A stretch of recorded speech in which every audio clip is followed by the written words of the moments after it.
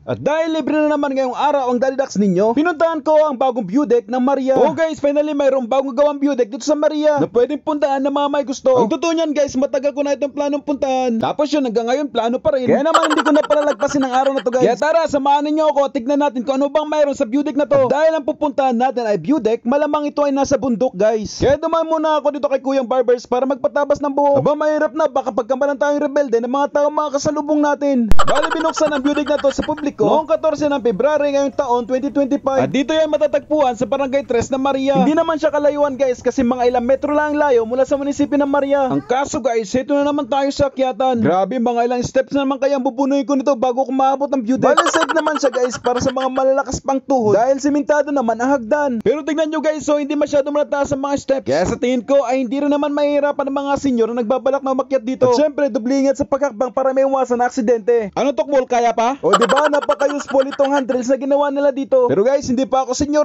syempre arte ko lang naman yan. Kapag nga pala kayo umakyat dito guys, ay huwag yung kalimutan ng tubig. Kasi ng mga oras na yan, ay talaga nauuhaw na ako at kini-question ko talaga aking sarili kung bakit ako makakalimutin. Grabe, ang haba nun At ito naman mga makikita mo sa paligid guys. Iba't ibang uri ng mga puno kabila na dito ang niyog at anahaw. At tignan nyo guys, so ang daming mga gabi. At ito tignan nyo, may mga ilaw kada poste dito sa daan. Sa makatuwid, ay pwede itong puntahan kahit gabi. Nako, tiyak na laki na naman ang mga ngiti ng mga magjowa diyan. Kung mapapansin nyo guys, medyo patas na sa banda rito. Okay lang naman guys kasi yung mga baitang niya ay ganun pa rin siya kababa. At para wag kayo mapagod agad, i-enjoy nyo na lang ang ganda ng kalikasan sa paligid guys. Total, ka-enjoy din naman. Pwede naman kayo mag-stop over dito saglit at tanawin ang Pakugaw River. O diba? Ganyan siya kaganda guys. At sa mga mahilig sa mga picture dyan, napaka-perfect na spot ito para sa inyo. At maganda rin itong ersisyo para sa mga nagpapapayat. Itatanong nyo siguro, Dalidax, ba't wala kang kasama? Mas mainam na nga siguro guys, hindi ako nagsama ng kasama. Dahil baka pag gumulong ako diyan, ay tawanan lang ako. Mas okay na mag-isa para ako lang tatawa sa sarili ko. Guys, ang hagdan nga pa lang ito, ayon sa pagkabilang ko, kung di ako nagkamali, meron itong 329 na baitang. O ayan na guys ang view deck, mga ilang hakbang pa ay naroon na tayo. At sa likod nito guys, ay meron nakatayong cell site. At sa aking pag-akyat guys, na nadaanan ko ang Three Sisters na to. Bay, kagrabe namang focus sa mga sipin ng mga to. Tabi-tabi po. Ay sorry, joke lang po. Sa wakas nga, inabot ko na rin ang view deck at talaga namangha ako sa mga nakita ko. At maliban dun sa Three Sisters na nadaanan ko, na mga nagsibaba na rin naman na ay wala nang ibang taong narito kundi ako lang. Kaya solo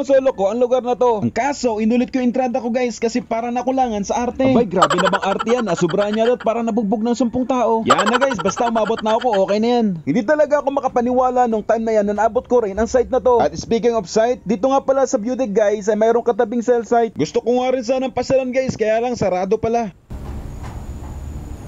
Ito ang view deck ng Maria guys, ayan. Nakita nyo ba?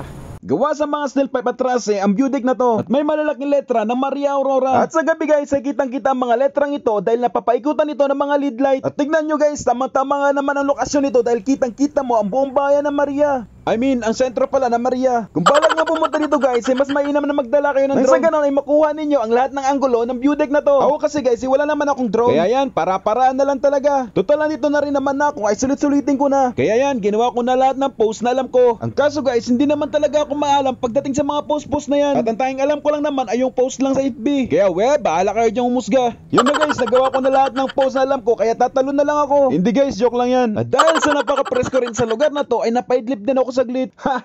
Ilmagjawa na kayang nakasubok kumiga rito. February 14 naman din ito pinuksan. Sa makatuwid, anniversary nito ay araw ng mga puso. Kaya hindi na ako magtataka kung sa susunod na pagpunta ko dito ay pag-ewang-gewang na to. Hindi guys, joke lang. Sa tingin ko ay matibay naman tong ginawan lang view deck na to. Abay, kagrabe naman mukha yan. Pwede na isabak sa gera. O diba, mukhang kontrabida? Hindi naman siya ganong kataasan guys. Malamang nasa hospital pa lang naman guys ang diretso mo pag nalaglag ka dyan. Shoutout nga pala sa isa sa masugid nating taga-subaybay. Salamat nga pala dito sa pag-sponsor dito sa ating original cross sa sandal. At dito sa GoWalk Skechers na ito all the way from Los Angeles, California. Salamat po ng marami sir. So yan ang view deck ng Maria guys. Sana'y naipakita ko sa inyo na maayos. Muli sa mga nagtatanong, dito po yan makikita sa Barangay 3 ng Maria Aurora. Nakatabi mismo ng Municipal Capitol. Maraming salamat po sa inyong panonood.